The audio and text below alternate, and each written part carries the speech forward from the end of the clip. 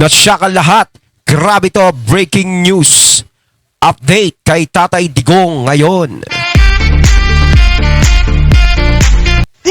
Ayan, syempre itong balitang ating matutunghayan ngayon ay nagbula kay Update Pinas News. At syempre ito po ang inyong lingkod na si BT na magbibigay ng reaksyon at komento dito sa video na ating matutunghayan ngayon. At huwag na natin pagtagalin at sabay-sabay na nating panoorin ang laman ng video na hatid sa atin ni Update Pinas News at bibigyan natin ng reaksyon ang balitang ito.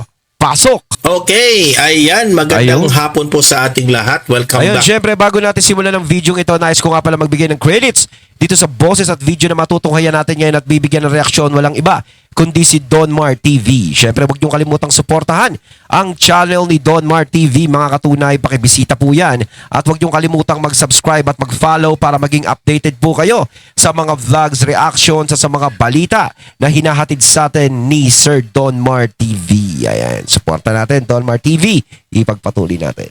Back to my studio at pag-usapan natin ngayong araw na ito, itong mga maiinit na balita, no, galing sa mainstream media at sa ating mga social media. Ayun. Unang-una nating pag-uusapan ay ito ngang patungkol kay former President Duterte. Meron na pong update ang ICC. Okay? Na ang ICC raw ay gustong mag-order ng additional legal submissions. Akala ko sumuko na. Ito yung patungkol sa ang ICC ba talaga ay merong jurisdiction kay Tatay Digong? Wala. Okay? So mamaya pag-usapan natin yan kasi mahalaga yan para malaki naman ang talaga ang chance ni former President Duterte na hindi matutuloy itong trial na ito kapag mapapatunayan na ang ICC ay wala talagang jurisdiction kasi late yung reklamo. No, 'di ba? Naalala nyo? So mamaya pag i-explain natin 'yan ng bahagya. Ayan. Pangalawa nating pag-usapan ay eto nga, no? Gusto ko lang balikan itong video na ito na ipaalala sa sambayan ng Pilipino kung gaano po kamahal ng taong bayan itong si former President Duterte. Namimiss ko lang ipakita itong mga ganitong video na makikita mo talaga sa mga OFWs at sa taong bayan kung gaano po kalakas ang paniniwala at yung tipong ikaw ay very confident sa sarili mo na itong presidente na ito ay masusolusyonan niya lahat ng problema ng Pilipinas. Okay, mamaya ipapakita ko kung gaano po ka rockstar itong ating presidente dati na si Tatay Digong. Pero bago ang lahat guys, no?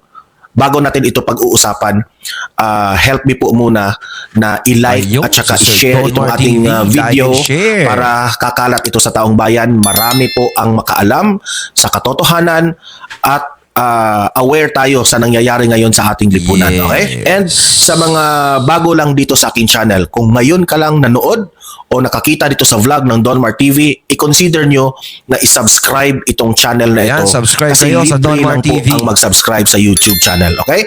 Yes. Walang bayad yan, mag-subscribe ka, updated ka pa dito sa Don Mar TV, okay? Sa mga current events. Okay, so heto po yung lumabas na balita. Kanina lamang, no? 43 minutes ago sa Daily Tribune. The International Criminal Court's Appeals Chamber has ordered additional legal submissions in the ongoing appeal filed by former Philippine President Rodrigo Roa Duterte, citing unresolved legal questions on the court's jurisdiction over the case. Kasi napaghalataan ko na itong mga taga-ICC parang nafi-feel nila na tama yung sinabi ng legal team ni Tatay Digong. 'Di ba? Ano ba ang sinabi ng legal team ni Tatay Digong? Itong sina Attorney Kaufman. Ang sabi na wala nang jurisdiction ang ICC kay Tatay Digong kasi itong kaso na ito, final ito ng hindi na miyembro ang Pilipinas sa ICC. Buti kung nag-file sila ng kaso noong miyembro pa tayo sa ICC. Yes, sasabihin nyo, pwede yung argumento ninyo. Tama yung sinasabi ni Sir Don Mar dito. No, nga pala, no? Nag-file sila ng kaso kay PRRD kung kailan wala ng jurisdiction ang ICC dito sa Pilipinas. Tinanggal na. So, paano ka magfa-file kung wala ng karapatan ng ICC dito sa Pilipinas? Ano, parang ibinalik ba nila yon? Ibinalik ba nila yung karapatan ng ICC? Kasi parang, syempre tinanggal na dito yun eh. Wala na silang karapatan dito eh. Wala na silang karapatan na gumalaw ng mga Pilipino rito. Kahit na anong gawin ng mga Pilipino rito, wala na silang karapatan dahil wala silang jurisdiction dito. Wala sila. Kumbaga, wapakil sila dapat. Oh. Kasi parang ang nangyari, kinuha nila si Tatay Digong, parang lumabag sila eh. Lumabag sila sa nangyari. 'Di ba? Para silang nagpapampam. Oh, kahit masabihin eh ibinigay ng gobyerno niyo sa amin si PRRD. Sinuko sa amin dito kahit na. Kaya tuloy ang nangyari, lumabas na parang illegal o kinidnap si PRRD kasi wala nang jurisdiction dito sa Pilipinas ang ICC. Oh. 'Di ba? Tama 'yun. Kumbaga parang bakit ngayon lang kayo nag-file? O nga, no? Bakit ngayon lang kayo nag-file ng kaso kay PRRD kung kailan wala ng jurisdiction? Bakit hindi kayo nag-file ng kaso kay PRRD nung may jurisdiction pa rito yung ICC? Or kung nirereklamo nyo yung war on drugs ni PRRD, dapat yung nangyayari yung nirereklamo nyo, yung war on drugs ni PRRD, nagreklamo na kayo noon. Bakit pinatagal nyo pa ngayon? Oh, di ba? Kala nyo, hindi ko kayo masisilip, no? Oh. Oh, ha? Nasasabihin nyo, yung mga kasalanan ni Bato de la Rosa, ni former President Duterte ay nangyari noong miyembro pa tayo sa ICC. Oh. Yan ang argumento ng kalaban, ha? Na yung mga Ayun nga eh. Yun nga sasabihin nila. Yung mga ginawa ng mga ganyan, yung mga nirereklamo nila kay PRRD, kay si Senator Bato, ganyan. Eh nangyari yan nung nasa jurisdiction pa tayo ng ICC. Ayan. Sige, katwiran nila yon. Katwiran nila yon. O, bigyan natin ng katwiran sila, sasabihin nila yon. Ginawa nila, ulitin natin, ginawa nila yun eh. Nasa jurisdiction tayo ng ICC. Di ba? Ginawa nila yun. O, yun, nasabihin, di ba? Pero ito naman ang butas. Galing ko naman. Wala yan ako. Yun nga sinabi ko kanina eh. Kung alam naman pala nila na masama yung ginagawa ni PRRD at saka ni Senator Bato, nung chief of police pa siya ni PRRD, eh di dapat nagreklamo na kayo noon. Di ba? Eh may jurisdiction tayo sa ICC noon eh. Ba't hindi kayo nagreklamo? Dapat nagreklamo kayo. Parang ganito yan eh. Pumunta si barangay chairman sa lugar nyo. Parang nag-aaway kayo. Nung pumunta si barangay chairman, tumahimik kayo. Tinatanong ni barangay chairman kung ano problema. Sabi nyo, wala. Tapos nung umalis, saka kayo nagtatatalak. Parang ganun ba? Tama ba yung sinasabi ko? Hindi, parang ganun, di ba? Sinasabi nyo may jurisdiction pa yung ICC nung ginawa nila PRRD yun, na ganyan-ganyan. Pero hindi kayo nagreklamo. Walang narinig sa inyo. Kung kailan tinanggal niya yung jurisdiction, saka kayo nagngangangalngal. Saka kayo nagsasampa ng kaso. Di ba? Kaya kayo nakitaan ng butas. Yung Conte, yung utak ni Attorney Conte, si Trillanes, si Dilima at si Aklaan, sino pa ba? Yan ang argumento nila. Nangyari naman yung mga gurguran, ginurgur ni, yan ang bintang nila kay Duterte, ginurgur ni Duterte, no, ganyan, nung miyembro pa tayo ng ICC. Alam naman pala nila eh. Alam naman pala nila sa sarili nila eh. Na sinasabi nila na may mga ginurgur si PRRD. Nung panahon ni PRRD na nandito ICC, bakit hindi nga sila nagreklamo? 'Di ba? Ito si Trillanes, ang ingay-ingay, daldal ng daldal. Oh, santag na santag. Pati hindi siya nagsumbong dun sa ICC noon. Nung nasa jurisdiction pa ng ICC. 'Di ba? Hindi siya lumangoy mula Pilipinas hanggang dun sa ICC. Sabihin niya, si our President of the Philippines going to gurgur all the Filipinos. Di ba? Parang ganon. Nasa jurisdiction tayo ng ICC nun, siguro papakinggan naman sa Trillanes nun. Ang tanong, bakit ngayon lang kayo nagreklamo? Kung kailan presidente si Bongbong. Diba?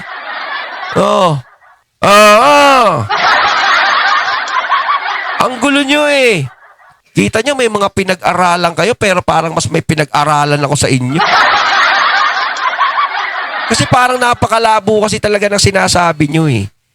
Na ginawa nila yun. Alam nyo nang ginawa yun. Parang ito yan sa flood control.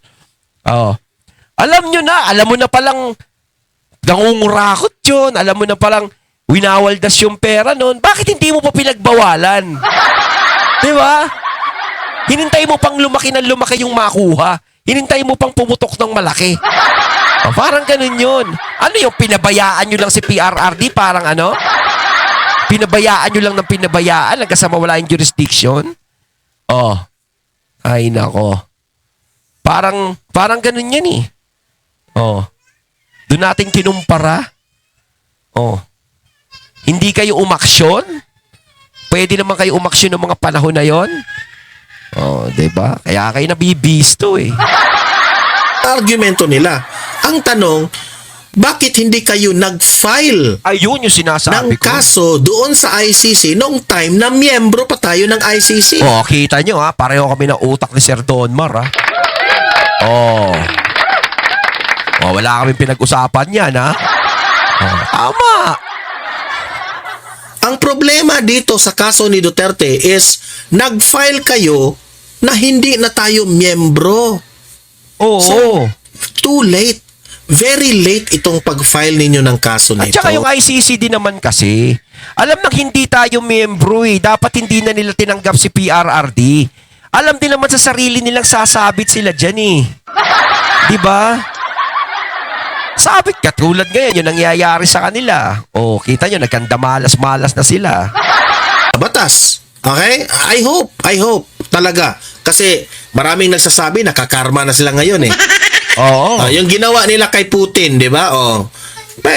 May makukulong na mga ICC judges. Hindi nila kaya si Putin. Tsaka ang ganda-ganda nga nung kay Putin, kita nyo, hindi nila makuha-kuha si Putin. Ihirapin sila dyan sa Russia, may pagkakaisa yan. Diba? At saka hindi marunong magbenta ng mga tao yung Russia. Hindi sila marunong magbenta ng pinuno nila. Hindi katulad din sa Pilipinas na ibebenta eh.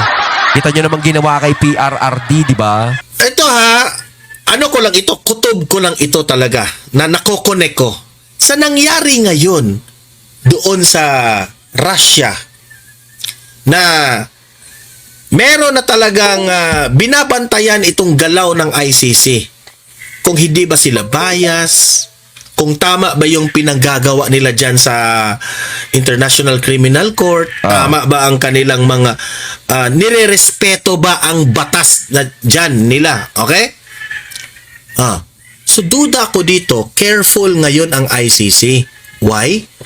Ayaw nilang magdesisyon dito kay Tatay Digong.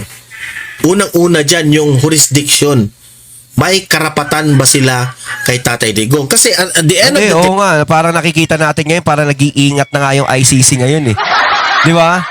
Parang nagdadahan-dahan na sila sa mga, siyempre siguro sa mga nangyayari sa kanila ngayon, di ba? Parang unti-unti silang kinakarma, kumbaga yung lucky charm nila nauubos na. Sukat ba namang nakipagkita sila dun sa malas eh.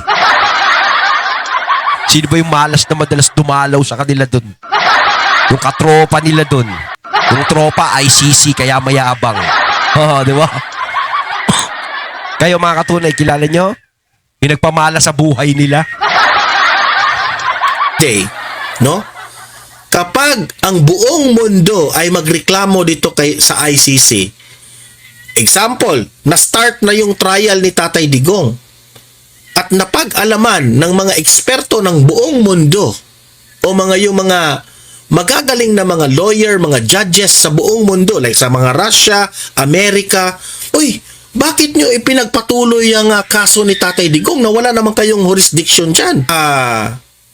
Yung ibang mga countries, mabother sila.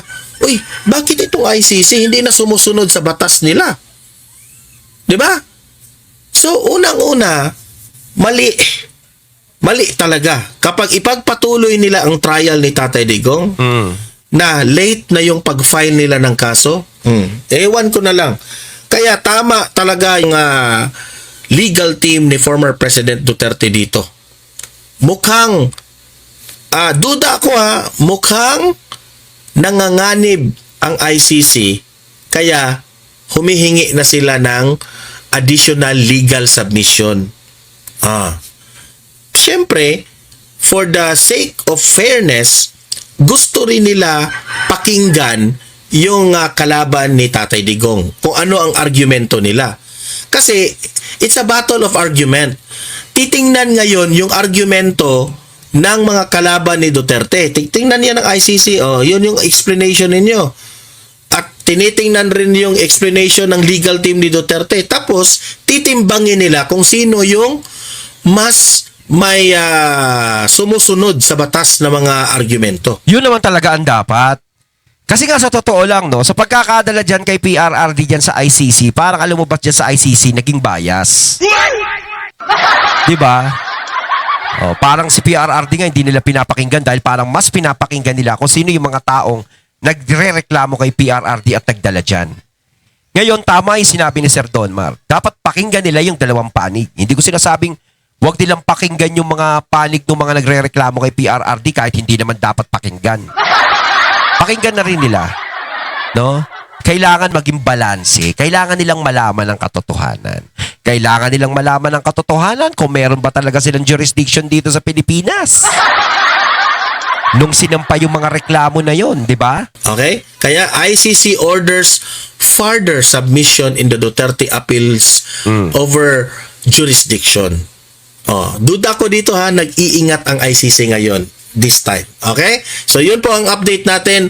We hope and we pray na hindi matuloy ang trial ni former President Duterte kasi wala pong jurisdiction ang ICC sa kanya. Okay? Ayon, at ating natunghayan ng video na nagbula kay Update Pinas News. At syempre natunghayan natin ang boses na yon at ang video na yun na binigyan natin ng reaksyon na nagbula kay Donmar TV. Kayo mga katunay, anong masasabi nyo tungkol dito? Comment lang po kayo sa comment box. So once again, I'm BT and I'm out. Peace.